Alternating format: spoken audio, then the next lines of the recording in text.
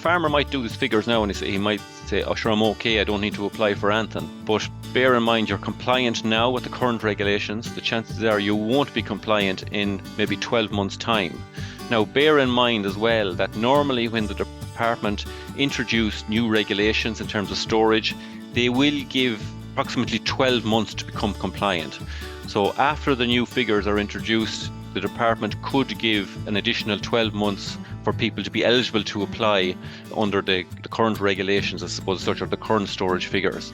I'm joined this week by Seamus Nolan, Teagasc Scheme Support Unit Specialist, who is a particular focused on the Target Agriculture Modernisation Scheme, or better known to many as the TAMS scheme. Seamus joins us to discuss the recently announced nutrient storage investment scheme under TAMS 3. This offers farmers an increased rate of grant aid for nutrient storage investments on their farm.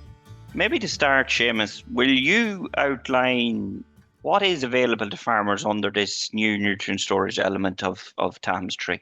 Okay, so the department announced this scheme. It came into effect in January. So what it effectively is it's a 60% grant aid available to qualifying farmers for nutrient storage investments. So those nutrient storage investments that are covered are manure pits, mass concrete tanks, circular slurry stores, and geomembrane line stores. So they're the main investments that are covered, and any sub-investments then underneath those main investments are also covered as outlined on the department terms and conditions. So we say sub-investments under a mass concrete tank would be related slats, etc.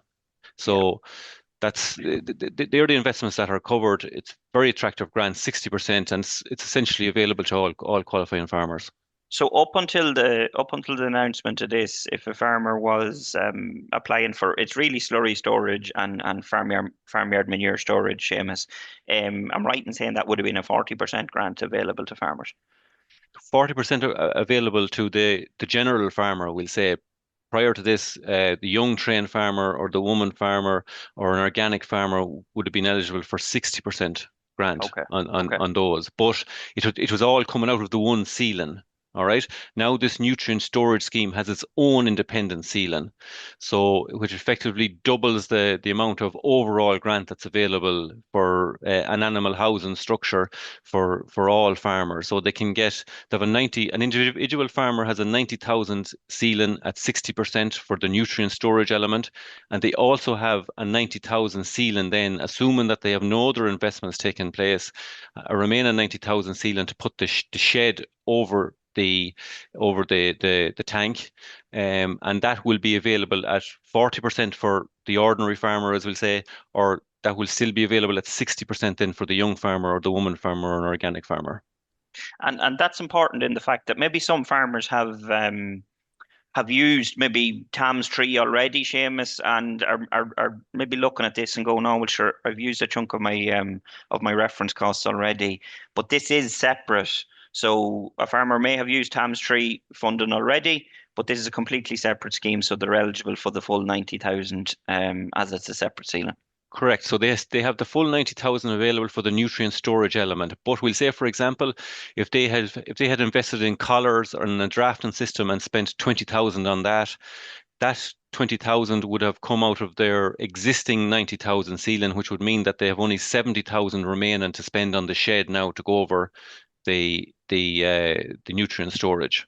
Okay. And likewise, if they had applied for a tank prior to this nutrient storage scheme coming into place, that tank would have been approved under their existing 90,000 ceiling. So that would not come out of the nutrient storage scheme ceiling because it was applied for prior to this scheme coming into place. So if they had applied for a tank and it cost them 50,000, we'll say, or the costings on it was 50,000, they have only 40,000 then left to cover the shed in that situation. Okay. Yeah, absolutely. And that's an important point because it's a very attractive grant, as you say, 60% available to all farmers. And it's a standalone ceiling there. So it is ring fenced for that kind of either slurry or farmyard manure stores. Yeah, so sorry, James, I suppose just as a follow on from that, if those farmers wish to get the 60% on the tank, that have to withdraw their existing application for the tank and reapply for it under the nutrient storage scheme. And that then would free up their 90,000 balance to apply for the shed to go over the tank, Yeah, you know? absolutely. Okay. Look, it's very attractive. As I said, it's something that farmers maybe we'd be encouraging farmers, Seamus, to have a look at it. Additional slurry storage or farmyard manure storage would be a benefit to an awful lot of our listeners' farms. So do maybe engage with your local advisor on this and have a look and see how it could benefit your own farm. Um, the criteria, what criteria do farmers need to meet to be eligible? Okay, so look at the bottom line is with the basic application criteria is that for any application under TAMS, you have to have a minimum of 5 hectares under a BIS application. Okay, so that's essentially the minimum. Um, Now, if you follow on from that, all nutrient storage investments and animal housing are deemed nitrates related investment. Okay, so in order to be eligible, you have to be nitrates compliant currently in order to apply. Okay, so how that is assessed, the department assess your current storage as part of the application. You have to submit your current storage facilities on the farm, and they assess you on the basis of the most recent completed winter in terms of livestock. And for people who are over 100 kilos of organic nitrogen of a stocking rate from the 1st of January 2025, they must have storage for all animals on the whole and for the most recent completed winter. Okay. If you're less than 100, so you're more extensive, you can use what's called reduced storage to comply with that. So essentially, you can say that number of animals are outwintered. But the more intensive people have to have the full storage in the yard for the most recent completed winter to be compliant. And that is assessed on all applications. It's a cross check that's done by the department on all applications. And if you apply and you're deemed to be not eligible, there is a good possibility that you will be cross reported and you will get a farm inspection on the basis of it. So that's one thing that needs to be a good check done on before you consider applying for this, because if you're not eligible, you could lead yourself to an inspection and a penalty scenario. And that compliance that can be made up of both slurry storage and also obviously dry sheds, farmyard Correct. manure. So it is a combination of both, and Yes. that's something that Yes. farmers need to consider if they have a certain amount of dry housing as well. That farmyard manure storage could Absolutely. come up. Yeah. And that's an important point. Like, and just remember that all animal housing has to have a concrete floor to be eligible to be counted in that. And in terms of those dry bedded sheds, the department allow storage under animals up to zero point 0.6 of a meter or 2 feet of farmyard manure to be stored under animals as storage. So, like, there is a bit of leeway there in terms of doing the calculations. But at the end of the day, the farmer has to be compliant on paper. And currently, I'm right in saying it's 0.33 meters cubed per dairy cow per week. Correct. Yes, that's the current regulation. That's what's being assessed. So there is ongoing work where that's being reviewed, and the chances are that is going to increase. It probably won't increase until the new SI is produced. That will potentially be in 2026. But currently, the regulation they're working off is 0.33 of a cubic meter per cow, and I suppose that's an important one, James, in that, going forward, if you're tight on storage now, when the new figures come in, you're if you're tight now, you're going to be extra tight then, or you're probably going to be even short. So it's a good time to review what storage you have on the farm and take into account the potential new figures that might be used to calculate storage into the future. And to any facilities that you are designing, or capacities should be based potentially on those new figures that will come into force. That's important in the fact that a farmer could be eligible today, Seamus, and if those figures change into the future, they're going to be assessed under such figures. Yes. So, um, really, farmers should, if they are tight, as you say, they have enough storage, enough capacity now. But if the figures changed, that could deem them ineligible. Yes. So a farmer might do these figures now and he might say, "Oh, sure, I'm okay. I don't need to apply for anything." But bear in mind you're compliant now with the current regulations. The chances are you won't be compliant in maybe 12 months' time. Now, bear in mind as well that normally when the department introduce new regulations in terms of storage, they will give farmers approximately 12 months to become compliant. So after the new figures are introduced, the department could give an additional 12 months for people to be eligible to apply under the current regulations, I suppose, such are the current storage figures. Now, bear in mind as well that you need to have your ducks in a row in terms of these things take time in terms of getting Mm. approved for applications and etc. And there's a time frame there that isn't short. You're just not going to get put in the tank in the ground No. in the coming weeks. We might actually come to that, but when we are talking about that, I suppose a lot of our listeners will go, right, um, I'm compliant at the minute. I've enough slurry storage to cover me for that closed period. We all know farms would benefit from additional storage, and additional storage is often need over and above those closed periods, Seamus. Um, what's the advice to farmers? Because really, they're going to want to know in terms of what size of a tank should they be building, and even a little bit of advice around design, maybe without getting into too much detail, because the most important thing here is that they're going to consult their own advisor. But have you some advice on that in terms of size and design? Yeah, well, the most important thing there, I think, James, and you've touched on it, is that they consult with their own advisor in relation to this, and somebody who is familiar with building design, and current specifications, I suppose, is one thing. The other thing is going back to the additional proposed storage figures that are there. So, like, no matter what way you look at it, the current proposed figure is zero point 0.4 higher, and the current figure is 0.33. So whether we talk about a 20% buffer based on the current figures, or if we work off the new figures, it's 20% over and above the current figures anyway, no matter what way you look at it. So it's probably a safe figure to be working off 20 to 25% over your current storage requirement. Should leave you reasonably safe. But every farm has to be assessed on its own individual Mm. merits in terms of what's the future plan for the farm. Is there a plan maybe to go up in cow numbers? There's no point in assessing the storage facilities on the farm on the stock that's there today if there's a plan to increase cow numbers by 10, 15, 20% in 2 years' time. You need to put the storage facilities in place now for those while you're eligible for the scheme and for the 60% grant. And as you said, there's an opportunity here really to future-proof yourself from a slurry storage point of view. Correct. And we need to be thinking longer term with that regard.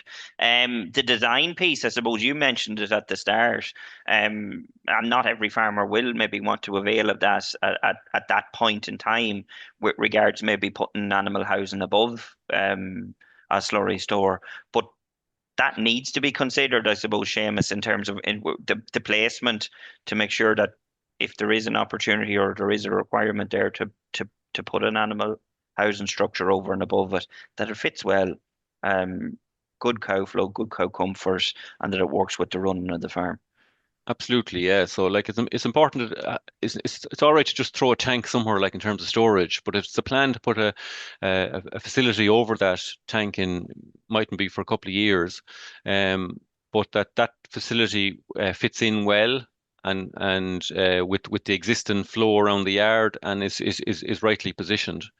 So that's a hugely important consideration. That's where I suppose an experienced advisor can have a valuable insight into where facilities should be placed. One that's there's an awful lot of media coverage over it, maybe since this has been announced, or even in prior to it being announced, is the plan and permission piece. As it currently stands, is plan and permission required to put in an application for this scheme? Very simply, yes.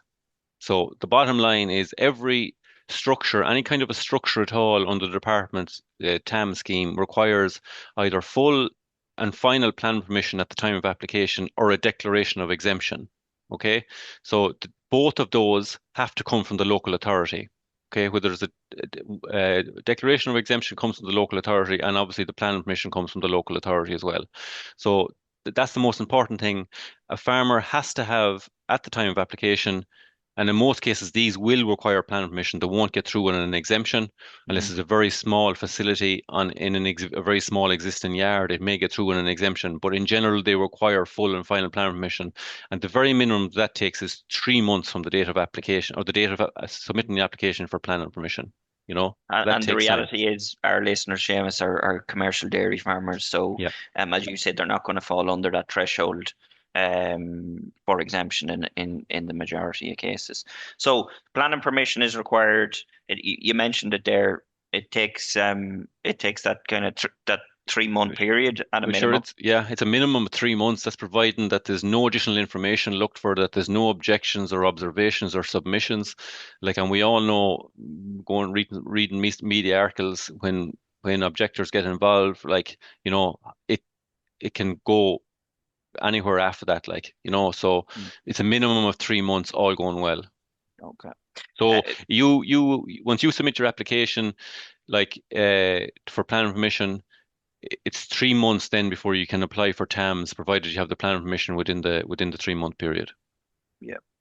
And look, there has been talk, and that as you say, discussions around planning exemption with the department and um, speaking to farmers, I suppose.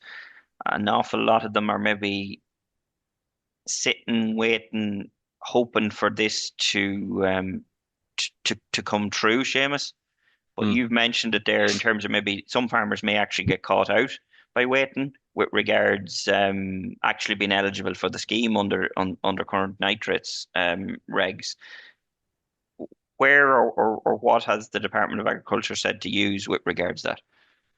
Well, I suppose the first thing is the planned exemption or the proposed exemption that was mentioned is only in relation to slurry storage, not the facility that goes over it. That's the first point. So if somebody is waiting for an exemption or to think that there's an exemption going to come for slurries for a tank, right? And they eventually want to get put a shed over it as well. Well, you're going to have to get plan permission for the shed anyway. So that's the first thing. The second thing is that it was indicated initially by the department that a planning exemption for slurry storage would potentially be forthcoming. But my understanding of it is that I'm not sure that's on the cards anymore, um, because the exemption from or that exemption from planning permission for slurry storage would have to come from the Department of the Environment or the local authorities. And what they seem to have done is they've issued an updated guidelines for planning permission applications to ensure that planning permission applications go through smoothly. And that seems to be as far as it's gone at the minute. Now, I may be proved wrong in months to come, but at the minute I don't see it coming. So if I was a farmer and potentially considering applying for a tank and animal housing, I would just go ahead and apply for planning permission because I'm going to need planning permission for the shed to go over the tank anyway, even if the exemption did come through for the tank. Plus, like if I'm tight for storage, as you point out, James, if I'm tight for storage now and new regulations potentially coming in January, uh, you know, I'd rather get moving rather than waiting maybe 6 months for a potential exemption that may never arise. I'd rather get moving now and get my ducks in a row. You could potentially cost yourself eligibility, and there's 54,000 of grant aid riding on it. Just maybe to outline that time frame, you mentioned it there. There's obviously consultation with getting drawings completed at farm level. That's going to take a period of time. Design, drawings. You're then looking at 3 months at a minimum for planning permission.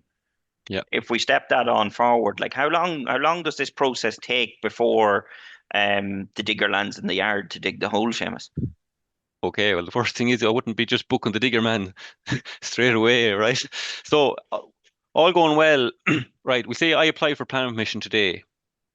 And all going well. So I have my drawings done up now. So that's a minimum of 3 months, and that's all going well, right? So that brings us up to we'll say May, June, July. We'll say July period. Then I have to apply for TAMS. Okay, so it depends then on when the TAMS tranche closes. I can go ahead and apply for TAMS once I have a planning permission, but that application for TAMS will not be processed until the TAMS tranche closes. So if that tranche doesn't close until September, you can submit your application in July, all the rest, but it will not be processed until that tranche closes. So we say the tranche closes in September. Then the department starts going through the applications, and at the minute, you're talking about, I'd say, 5 months potentially at a minimum before you have approval after the tranche date closes. So all of a sudden we're into next February, March period. Absolutely, you're talking about the guts of 12 months, James. Mm. The guts of 12 months, you And that's know. something that, yeah, it's something that needs to be considered. And then obviously there's the process of getting contractors lined up, which are busy.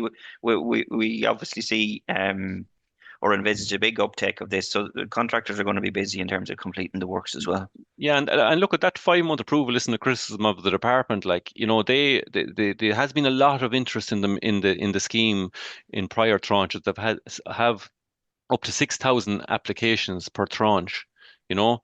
So obviously it takes time to process those, and that's why that 4 to 5 month, and I'd be thinking 5 months minimum to get approval after the tranche closes is there, like, you know.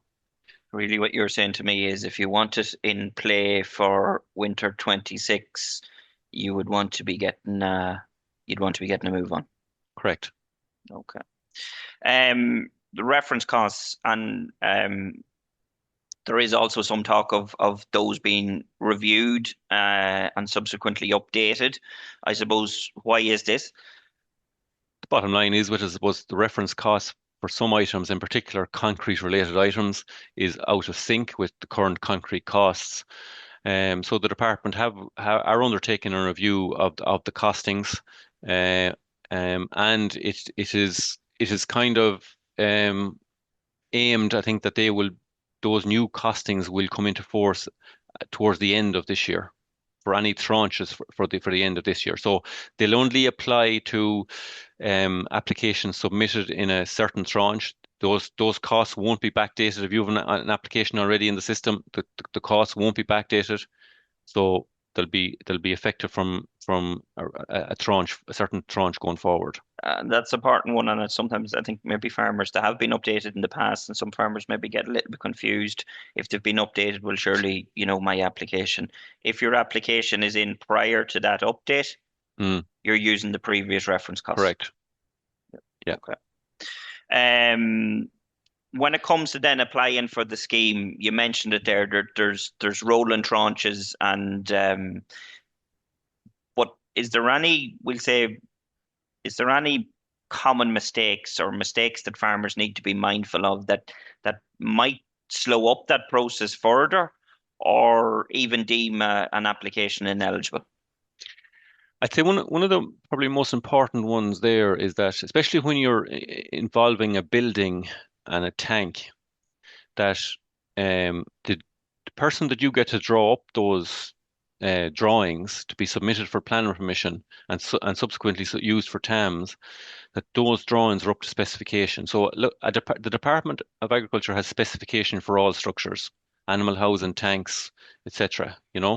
Um, so those drawings have to be compliant with those in terms of measurements. There has to be certain areas or a certain distance at certain points in the shed, say crossover points and cubicle sheds, etc. So it's important that those drawings are up to specification when they're done, because if you apply for a structure on the basis of poor drawings or that are not up to specification, it it may not be rejected if it can be rectified, but it will definitely slope the approval. So that's an important point. Look at Seamus. I think it's as you said, it's an attractive scheme. It's a scheme that we would encourage farmers to engage with, look at if it's a requirement where you would benefit from additional nutrient storage on the farm, let it be slurry storage or farmyard manure storage.